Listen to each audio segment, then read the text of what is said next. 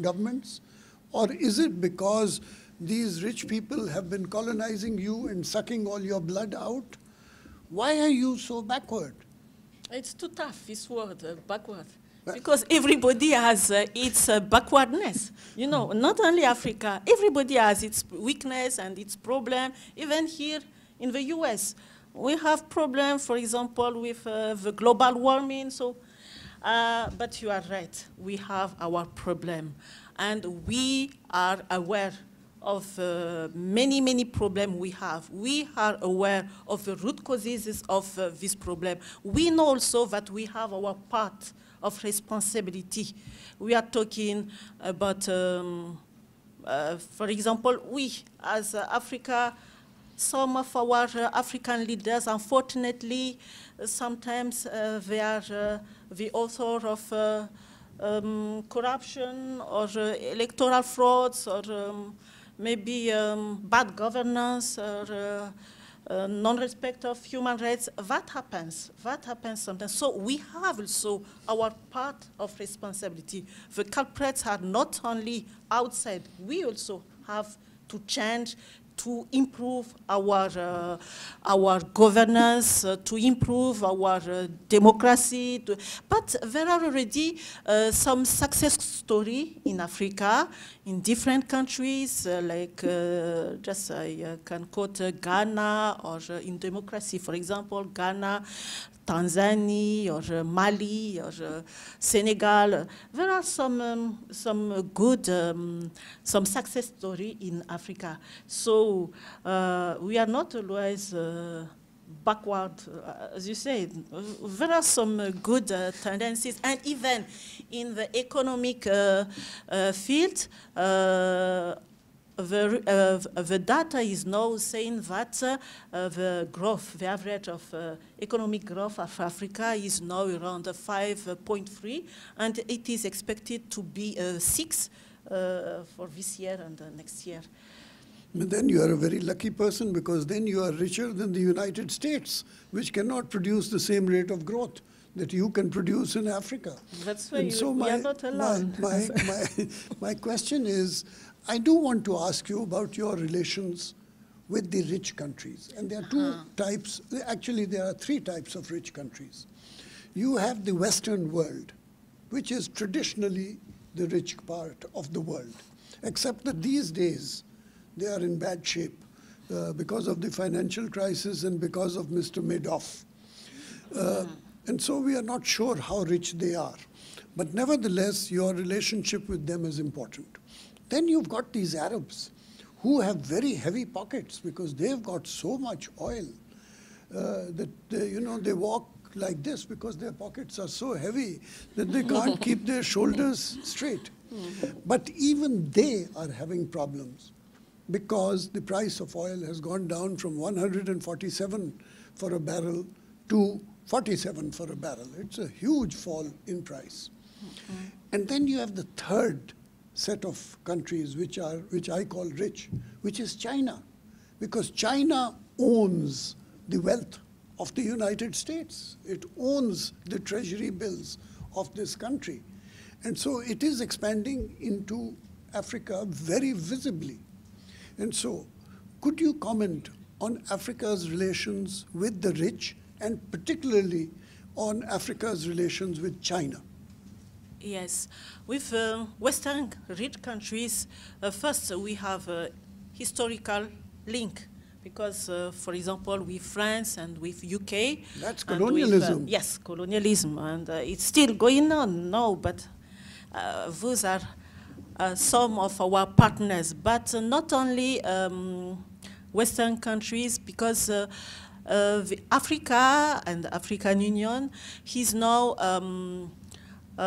working to establish more partnership with different partners, not only those historical partners.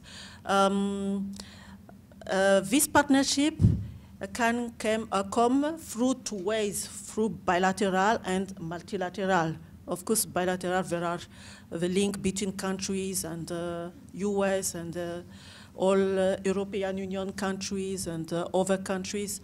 And About Arabic countries, there is also a historical link between Arab countries and Africa.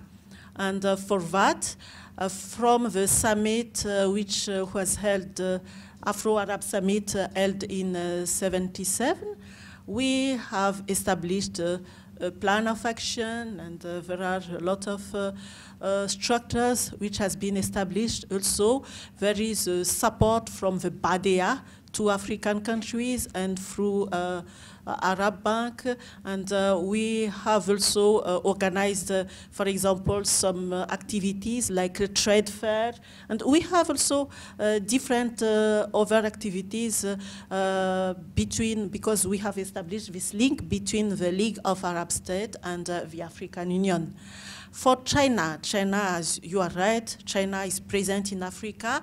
And for China, we have this mechanism named Forum Sino-Africa, Sino-Africa Forum. Sino-African Forum. Sino-African Forum. In French, it is Forum Sino-Africa. Sino-African Forum.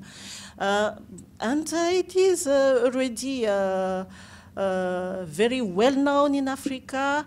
Of course, there are a lot of achievements by Chinese in Africa. They are everywhere, but they are doing great jobs, so we accept them.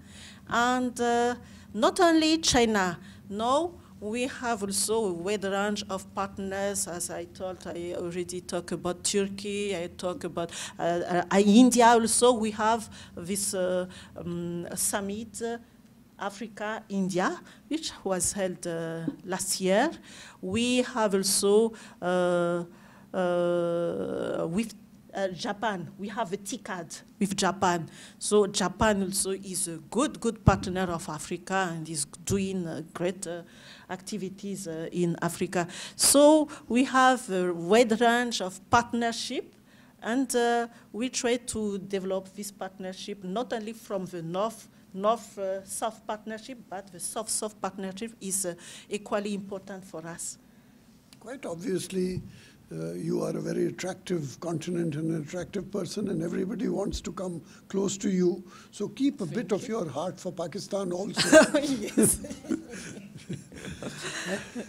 I would request you to open the floor for questions. We have time for, please hold your applause. We have time for some questions and discussion. Yes, sir, in the front row. And if you just wait for the microphone and introduce yourself. Thank you. It's Mohammed from Yemen. I come from Yemen Mission. Well, first of all, I'd like to thank Your Excellency for your very informative and interesting lectures, and also my thanks are extended to Professor Kamal and to all those who made this possible. My question is, you mentioned the link between African Union and Arab League. So what is your assessment of the level of cooperation between these two countries, given the fact that about half of the Arab countries are part of the African Union, and why? Thank you. Yes, good question indeed. As you mentioned, we have some Arab countries who are part of the African Union. All the countries in the northern part, including, I just quote Mauritania. We have also Egypt. Egypt is a very active members of the League of Arab States also. We have Libya, we have Tunisia, we have Algeria, and then we have Sudan also, we have Comoros, we have in the Somalia also as members of the League of Arab States. So that's why it's facilitated the link between the two organizations, because those countries who are active, very active within the African Union, they are also very active within the LAS. And what we noticed now, there is also a good link between the Secretariat of the League of Arab States and the Commission of the African Union. The Secretary General Amre Moussa, and now we have Jean-Ping as chairperson of the African Union Commission. They are constantly in consultation. I heard that they held a lot of consultations, and the last consultations between the two secretariats was held in December 2000.